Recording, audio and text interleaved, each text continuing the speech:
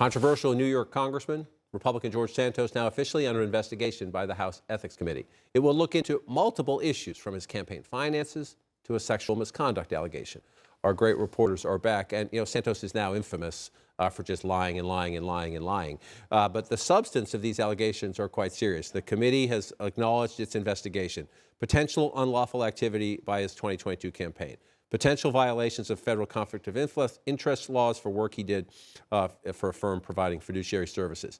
He may have failed to disclose information on his statements filed with the House, and a sexual misconduct allegation that he made an inappropriate advance towards someone seeking a job in his office. So America knows George Santos is a liar. That's a serious list. Yeah, it is a serious list. Look, George Santos's House career is hanging by a thread, and it is this. Typically the House Ethics Committee, Senate Ethics Committee, they do these investigations. It's a slap on the wrist. They get admonished. No one cares. This is different because not only is the scope very, very serious, but the Republican leadership, Kevin McCarthy, has now staked Santos's career on the outcome of this ethics probe. He said that time and again, as I've pressed him on this, others have pressed him on this, he's now pointing to that ethics probe. He says if they find any wrongdoing, that's when they could push him out. And how do you push him out? An expulsion resolution in the House requires 2/3 majority. If Kevin McCarthy gets behind an expulsion resolution of George Santos, he is done. He's not going to be a House member anymore. That's what his.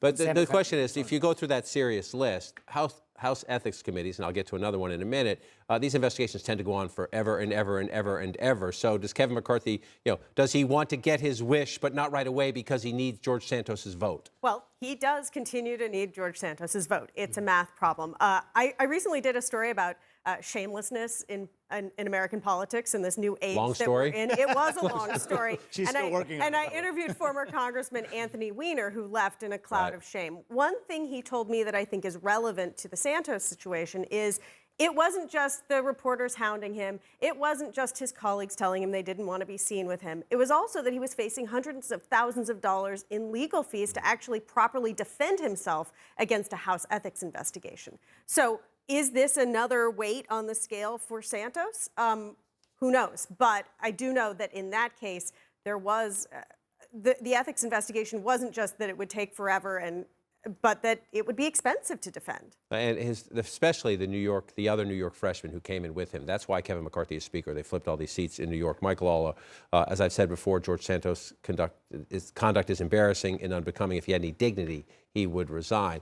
Your point is a potential question down the road. Does this become too expensive? But at the moment, he seems to think staying is how you raise that money for the legal fees. That's right. That's right. And even just as well, while he stays, even if this report is delayed and the Ethics Committee investigation does go on for a while, we were talking about, does that benefit the Republican Party? Does the spotlight move off? Can you maintain his vote?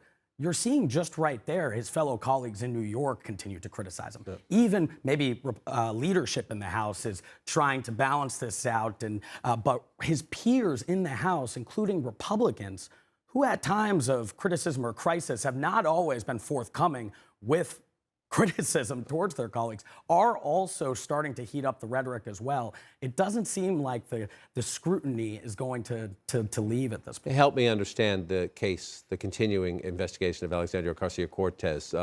She went to the Met Gala, she wore that dress, she had hair and makeup, it was all provided for her. She says she made the reimbursements for it after the fact, but the Ethics Committee says if not for the opening the review, it appears she may not have paid for several $1,000s worth of goods and service provided to her. So they're trying to get a timeline of, did you only make the reimbursement when we started questioning you? Is that the issue? Yeah, that is. And there's requirements, strict rules about how you accept gifts, how you disclose gifts, what you can accept, thresholds for that. The question is, did she violate any of those rules? The committee announced that it's extending its investigation, meaning it is still ongoing. So it's not going to rise to the level of George Santos' offense, where they may push him out of the House at the outcome of the ethics investigation, but she could face an admonishment, as I was mentioning earlier, from the House Ethics Committee if she's not acted properly. Her team says they're confident they can answer the questions and it will go away, but we'll see. We'll stay on top of that one as it plays out.